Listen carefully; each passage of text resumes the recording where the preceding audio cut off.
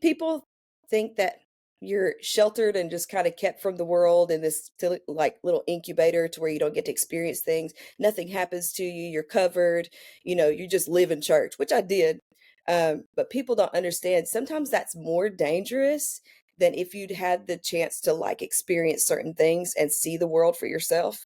Because it's almost like you hit 18 and there's the world. I hit 18, went to college, and I was like, wow, you know, what they don't understand is that's been foundation building. So I had something to come back to every time. When I was in my mess, sometimes I caught myself singing praise and worship songs that I grew up in the church. And I'm like, why did this come to mind? Coming live on your radio. What they want. That real and raw. How they get it. DJ Focus. What we doing. Making music, reaching the corner. And it's all for the kingdom. And we gon' make sure they know it. Ooh, ooh, ooh, ooh, ooh. We gon' take it there. I like red letters over trap beats to fix it. Saying, ooh. DJ Focus, tell him turn you up. Ooh. DJ Focus, tell him turn you up. Ooh. Yes, sir. Welcome back. DJ Focus, Dice Gamble. You tap back into the Fixx. You already know the vibes. It's time for our spiritual detox. Yeah, we got a special one for y'all today. I know we try to do our thing in Christian hip hop, but every now and then I like to, just bless y'all with some people that's doing some powerful things in the CCM space, in the gospel space. And I don't know, this new track Dice she got out, I feel like it's more urban gospel, but we're gonna talk about it now. And she's been on some stages with and did some things, arrangements, and been a part of some bitty prick deals, you know that Maverick City Collective, yeah, she get calls and stuff every now and then, you know what I'm talking about? So it's nice to have friends in other spaces. The super talented Jessica Hitte. Well, how you doing, sis? I'm doing today. How y'all doing? We good. We Good. appreciate you coming through, stopping by to tell us about every dope thing you got going on. Man, thank y'all. I feel like you a trailblazer that's being slept on. I feel like Uh-oh. people who know, but it's like I don't think people know, if that makes sense. Listen, I take that as a high compliment right there. But yeah, man, I feel like I've kind of taken a bit of a break, and it's time. It's time. You sit on songs for a little while and you're like, you know what? Maybe it's time for the world to hear this one. So yeah. That's good. I think so. Yeah. So first off the gate, just catching people up on a little bit of the faith journey. Like, talk about how your faith has shaped you into the super talented artist, writer, and everything that you do. For sure. So typical story, grew up in church. I'm a pastor's kid, PK, missionary's kid. You traveled, did a lot of things. You kind of grow up and get to an age where you realize, I think I've been living off my parents' faith for a while. I hit about 22, actually. It took me a little while. Hit about 22, and I was like, you know what? Maybe this thing, I need to figure it out for real. So it took a bit of time and was figuring out music. You grow up in church and you have a gift. They always talk about that's it. That's your calling. That's what you're supposed to do. So I thought, I'm supposed to be an artist and travel the world. The Lord's just going to open all these doors. It's going to be easy. If he called you to it, it'll be easy. It has not been easy, but I still feel called, so you keep pushing through. And I realized about 22 years old when I had my daughter, my 14-year-old now, I feel old. But when I had my daughter, I kind of realized, there's a bigger purpose than just music, than just singing, than writing and all these things, and realized how powerful music is. And the Lord's just kind of taken my testimony for those first part of the years and the experiences that I've had even since then, and just kind of shaped it to what I'm writing now, just this boldness and this confidence that I can walk in. I'm trying to let that translate in all the music that I write now. So yeah. That's good. Yeah, that's really good. You said something there. You said you have a daughter, and I love that. I'm wondering, like, when you said that you felt you had a certain calling, but you kind of, were walking the path and you're going on your journey. Like, once you had your child, did she change your idea of who God was for you, or what God wanted from you? Or like, was there any type of impression on you or on your heart that was like God speaking, saying something to you kind of more urgently, Sure, for sure. Yeah, and I love that question. Even a lot of people tend to think kids are kind of a hindrance or an inconvenience, not in a bad way, but just like, okay, I need to halt everything to take care of my kids. And as a woman, sometimes you feel that pressure of dreams need to go on hold. This is priority. Don't worry about that. You can pick it up when they graduate or they go off to college. I'm not that person. I sat there and thought, this is heavier than what I think people give credit to it. And so I told my parents when I first had her, I'm a single mom, and they've helped me raise her. They have been godsends. But she has almost added this, like you said, the word urgency that hit me right. It added this urgency of like, I'm not just doing this as a dream. I'm not even just doing this for the masses. I'm doing this for her. I want Mm. her to see I can maintain priorities. I can maintain my spiritual walk and do all these things and still dream and push for those and not compromise. So now she's 14 years old. She's watching me run different businesses and, boss things. I'm doing Oh, a lot of things. And I start to realize like I can't stop because she's watching, so it adds this extra like motivation for me to be able to push through. So yeah. that's good. That Yeah. Thanks is for good. sharing. Yeah. Listen, come on and debunk one of these, you know what I'm saying, that these PK Woo. situation. Debunk one of these misconceptions growing up as a PK. What ain't true and what is true? Come on, give us something. Ooh. Um, that's tough because there's a lot of them. I think people think that you're sheltered and just kind of kept from the world in this like little incubator to where you don't get to experience things. Nothing happens to you. You're covered. You just live in church, which I did. But people don't understand. Sometimes that's more dangerous than if you'd had the chance to like experience certain things and see the world for yourself. Because it's almost like you hit 18 and there's the world. I hit 18, went to college, and I was like, wow, you know, what they don't understand is that's been foundation building. So I had something to come back to every time. When I was in my mess, sometimes I caught myself singing praise and worship songs that I grew up in the church. And I'm like, why did this come to mind? But my family and that culture just kind of built a foundation I can always come back to. So it's not, I think people want these crazy testimonies. I know a lot of friends who have grown up in the church, they've lived a certain life and it's been great. That doesn't mean that there's not a testimony in that. So I think people just misunderstand PKs. We're more than what you give us credit for. That's good. I thought he was trying to loop you into something messy because, I'm a PK No, too. I I, was trying to. I was, I was, I I was was. like, I was I, sitting here, I was I like, had a please, God, follow don't up. let her I had say a any. follow up. I couldn't ask because she didn't give it what I wanted. So that's cool. Uh-oh. Drop the follow up anyway. So let me ask you this though. Okay. I'm gonna get to you, Dice, so you can get your question. But follow up on that. In the process of you, like you say, you grew up, you had the foundation, you had the structure. But when did you know for real, like to your point, just living off of daddy, mama faith? Yeah. When did you know that you had to really start submitting yourself to God, really diving into the scriptures and understanding and having that personal relationship for yourself?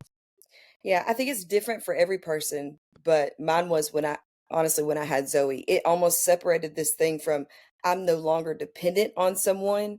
Now someone depends on me. And if I don't have that for myself, my parents had to have that for themselves for me to be able to learn from.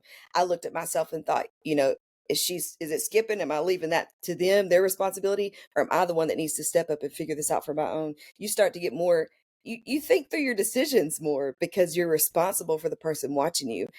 Do I believe that this is wrong because my parents told me it's wrong or because it's really wrong? Can I do this? Can I not do this? I want to know that I'm telling my child that it's because I believe it, not because I was told that. That's not a reason to tell them to do or not do something. So I kind of just went on this little faith journey for a while during the 9 months I was pregnant with her, just like, all right, and I was in a mess anyway, so I was sitting there like single mom trying to figure out all this stuff. I messed up. Lord, is your grace even enough for me right now? Like, does it still cover what I'm walking through? Consequences. His grace and forgiveness is immediate, but those consequences, they don't just go away. It was 9 months. I'm sitting here just figuring out, is this right? Is this wrong? And by the time she got here, I felt a little more equipped and firm in my own faith to be able to kind of grow in that since then. So she's seen a lot of mistakes in her 14 years that I've made. And I have to go to her and be honest, like, I don't have it all together and I don't know either. You need to figure this out. What do you believe? And even asking her questions. Like my parents didn't do that. This is what the word says. This is what you do. Now I ask her, hey, what are your friends saying? Do you think that's right? Have you compared that to the word? What does that look like? So it kind of shapes how you do things differently. A great childhood. I wouldn't change it, but just Why, like, why do you I think love so many that. believers, Why do you think so many believers are not transparent like you though? Because I love the fact that you grew up as a PK. You kind of stumbled a little bit, but you still knew the foundation was there. That it was there. But I feel like you've been honest through your whole walk. Why do you think believers have these masks on and act like they got it all together when we know we ain't got it together and we really struggling and we really doing stuff behind closed doors we ain't supposed to be doing? Yeah. I think, honestly, and it's going to sound strange, I think it's a lot of shame. I think that we walk and kind of carry, when he died on the cross, saved us from our sins, he put on this robe of righteousness we get to wear everywhere. But sometimes we trade that for a robe of shame, almost like we have to punish ourselves for certain things. But we can't let the world know that. I can't say I'm a Christian and struggle with something. It's almost like it's contradictory. He knows we're human. I mean, we were born into sin already. So I think it's kind of this thing of just like, if I can't get it right, either I run the complete other direction and I don't follow him, or I follow him and just kind of shove it under the rug and hope people don't see it. It's a wild thing. That's why Christianity is not easy. People think it's just fluff, like the Lord's going to protect you and bless you and all these things. It's a hard journey. He said we'll have trials, we'll be persecuted, all these things, but we want that Americanized Christianity of just like all the blessings. I shouldn't be dealing with this because I love the Lord. No, if they did that to him, what did we expect them to do to us?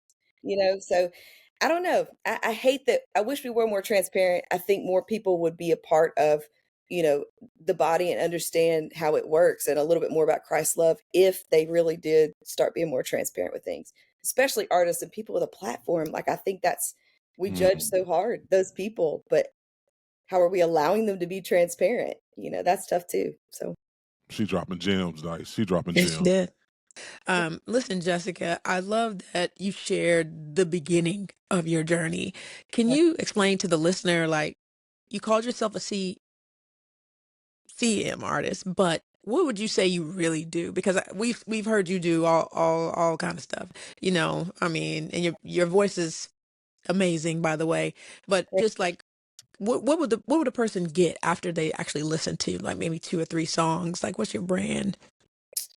Man, I think I've recently even started to discover that because I feel like it has changed during different seasons. My current one, I feel like it's just this boldness. Um, and whatever that sounds like, that could be on a stage, leading worship at a church with CCM music. It could be with my own stuff that's got a vibe to it. Just trying to figure out the many sounds of what boldness sounds like and confidence. I'm walking in that now, and I'm hoping to take a lot of people with me. So, yeah. That's good. We're along for the ride. Ooh, Go ahead, focus. With that being said, when you say, walk us through your creative process going into creating the track. So, because like yeah, you being able to arrange like different styles of music, like Yeah. how do you decide? Okay, this is gonna be a vibey track. This is gonna be that praise and worship. This is gonna be that CCM. Like, walk us through that. How do you even come together and put together a song? yeah. Collaboration. It's key to all of it. I have been fortunate enough to work with the same producer for the past 10 years, which most people are like, oh, that means same sound. No, when you bring other people into the mix, it's always going to change something up.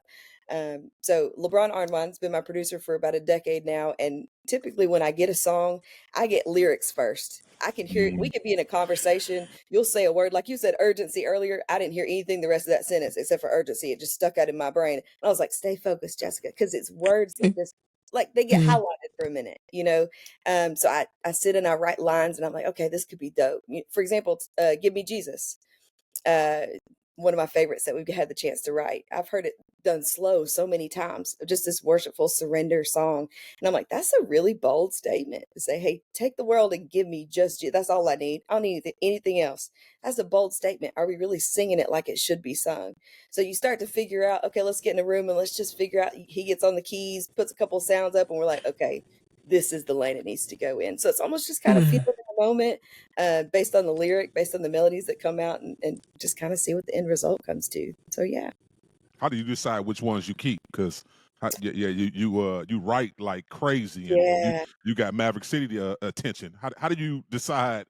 I'm gonna keep this for me, or Yeah. I'm gonna make a little change off of it. I'm just trying to figure it out. Oh, it's tough. It's tough. I recorded an entire album, 12 songs, And after we finished it, mixed and mastered, I looked at LeBron. I was like, no, this isn't it.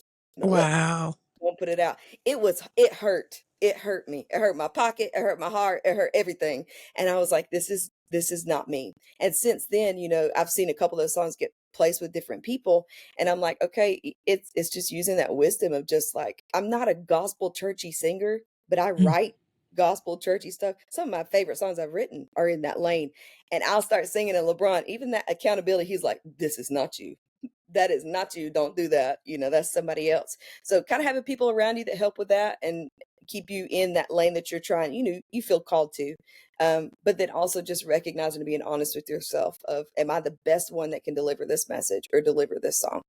Come on and shout some of them songs out. You real humble. Come on and let the people know some of these songs you done written. Like I love your humbleness, but you done wrote some big records, and she just like, yeah. Come on, tell the people, because the listeners may not never know. Grave Clothes is probably the one most people hear, and that's because it's Maverick City, and they wanted something different, so I brought something different. I said, how about a little attitude in here somewhere? Got it with some writers, and we put a little spin on it. It felt good. But Grave Clothes is probably one of them. And switching to a completely different gear, worked with Integrity Music with Nicole and David Binion, and wrote a song called Behold, with Dewan Hill and Sarah Kroger. Just got to sit in a room, and it's just the contrast of like spaces you get to be in and what's appropriate and what fits. But yeah, Grave Clothes and Behold are probably the two biggest ones. I've had some that have been translated into other languages and other countries. Wow. I'm like, okay, this is cool. I like this. But yeah, Grave Clothes, I gotta say, is the number one for me. And you get the privilege to be the worship leader for Isabel. I love. So you so humble. I mean, you humble like sweet potato pie. I ain't never seen her like this for my life, Dice. Like, listen, she's a pretty big deal, and she just humble, Dice. Stop. I love it. I love it. Be better Yeah. than me. I just Me too, because I pray for know I'll me. be bragging too much. God Pray had for to say, me. shut up for a minute. Shut up. I'll be like boasting in the Lord. I'll be boasting in the Lord a lot. Jessica, listen, you are very free. You're very bold. You walk in a lot of truth, especially when it comes to writing. We have a lot of listeners who are artists, and they are trying to figure out how to get to that point where they have that type of freedom that you have. You know what I mean? Like, do you have any advice for somebody that's up and coming, or somebody that, they feel like, man, I really want to be free when I write, be free when I'm, singing, but, be bold when I'm singing? Like, any tips for them? Yeah, I mean, probably a lot. I'm a talker and I could share all of them, but the biggest one was probably advice that I was given about 2 years ago, of just the scripture that talks about being all things to all people. If we stick with one lane, how are we able to do that? It's almost like a call to be more than one thing. That doesn't mean you'll be great at everything, but it means to be open to whatever. The industry tries to push really hard, like, stay in this lane, brand yourself, and stay in this one lane. Don't go anywhere else. People will get confused. No, people won't get confused. I hear so many artists that do one thing, and then I'll hear them write in another space, and I'm like, man, they can translate in different spaces. That to me is really cool and ministers to me. But I think that just getting in the word, that's one of the biggest things I can say right now. That has been one of the game changers for boldness for me. And then letting go of standards that other people set, just following what the Lord's given you. So am I comparing myself to the world or to the word? So yeah. That's good. That's Talk about good. this song. Talk about this song before we get you out of here. Come on. What's the inspiration around this new record? What can people expect when they hear it? Well, Audacity is coming out Okay. soon. Okay.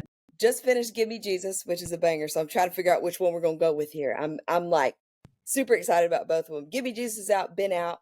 Audacity is a clap back to the devil.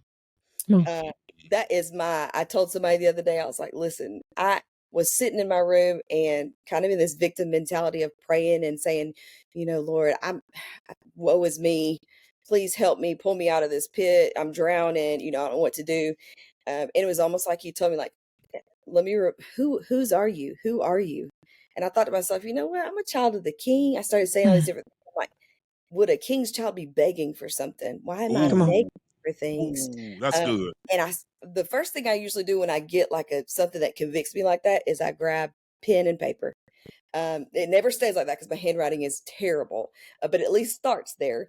And I grabbed a pen, and the first words I wrote down was, "Who does he think he is?" Talking about, and I was like, to make me feel like I wasn't this, and that he had the privilege or the right to do this to me. Who does he think he is coming in here? Telling me I'm not enough. I'm covered in blood, so he better Oh hold no. up. You know, so That's the hold talk up. about King Shot, the audacity. I joke all the time. It's one of the things I say all the time, like the audacity of them to come and say that to me. But the audacity of the devil to make me not feel like I am who I am in Christ and who I belong to and what is mine. So yeah, this is my, I'm talking about the whole journey of what's the song growing up at church? I went to the enemy's camp and I took back Oh, what they stole from me. Devil's Toe. Yes. Yep, I Mm. sang it all through church, but this time it's just got a little bit of an extra little spin on there too, little vibe on it. So yeah. Got a project coming out Go. this year? What we doing? We got a project coming out this year? Yes, we do. Working on the project now. Just finished all the writing for the songs. Now working on the production for it. Featuring, I got a song featuring one of my favorites. That's pretty new. Dante Pride. He's Come on killing it. now. And we did a song. It's called "Give It to Him." He sounds, y'all. He kills every track he gets Yeah. on anyway. Yeah. But got a project with some really cool features on it. Some really nice songs. Just some stuff that you can kind of declare over yourself. It gives it some plain language to some things that you may need to pray in a different way. So yeah, Awesome. yeah. I can't wait. Yeah, I can't wait either. I can't wait either. Can we expect anything else? Tours or you got anything else? You got some books you writing? What you got? Okay. I hope so. Crossing I hope fingers. tours. But yeah, I'm balancing a lot of things from that style of music to leading worship at different conferences this year. Mm. And now here in a couple weeks to go lead worship, which I'm very excited about. Anytime I get to go out of the country and explore other places, that's always fun. But then also just kind of growing the community that I have now. I have a community of writers, artists, musicians, producers that we're just kind of doing life together, creating, working on retreats this year, all kinds of Wow. things. The Lord's busy. The Lord is Busy. busy. You And we busy. love it. That's good. That is That's good. good. Listen, the show is called The Fixx, and we always ask everybody before we get them out of there, if you could fix anything, whether it be in church culture, whether it be in the music industry, what would you fix if you had the power to fix it? Anything. How creatives are treated in the church. Elaborate on that. Come on, talk about it.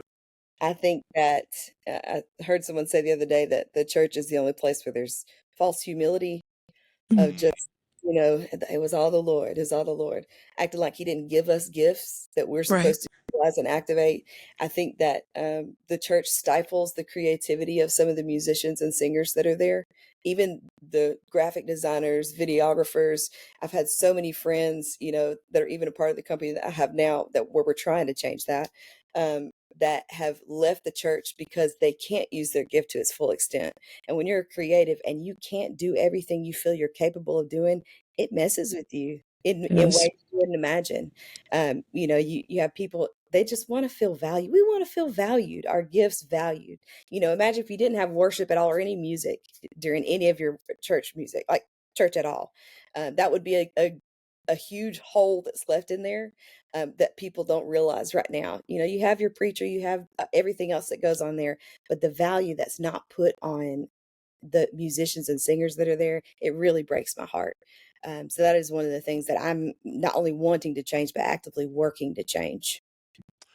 It's crazy you said that. Thanks for sharing that. But me and Dice Yeah. talk about it all the time because you being a worship leader and being in that space, how you think the Christian hip hop rappers feel that's sitting right there that co-labor with everybody in the church and never get an opportunity to hit the stage? So we talk about just what you're talking about. Absolutely. Like we Yeah. need to change that mindset.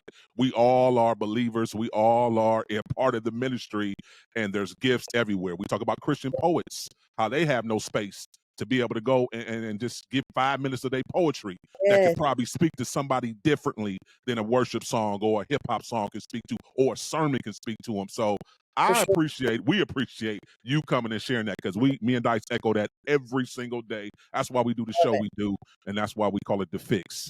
I love For that. sure. I love that. Yeah. Gosh. Thank you, Jessica, for your music and your message and your time today and inspiring us and our audience. And I can't wait for you to come back and please send us the album before you drop it. Yes, I definitely will. Please.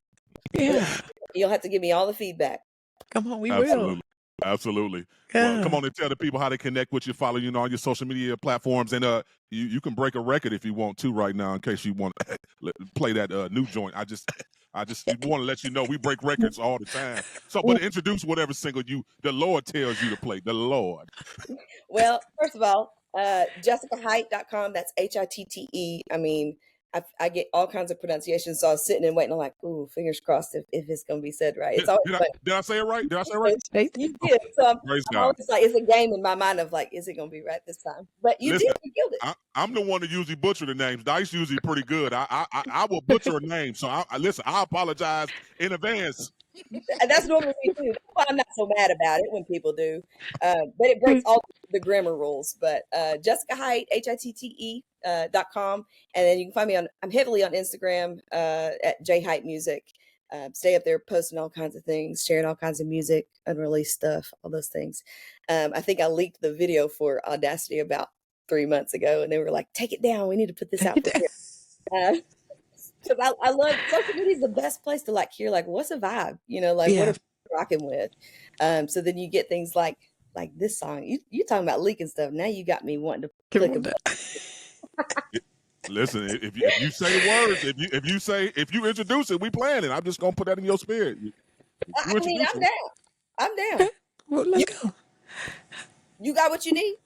Yeah, introduce your song. Okay, let's do it. This is Audacity.